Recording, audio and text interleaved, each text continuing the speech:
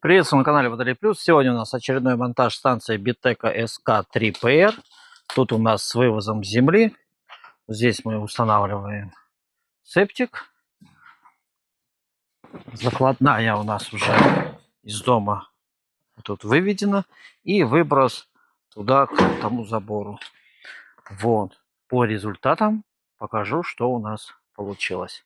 Так, вот так у нас получилось. Станцию установили. Засыпали, обсыпали, землю вывезли.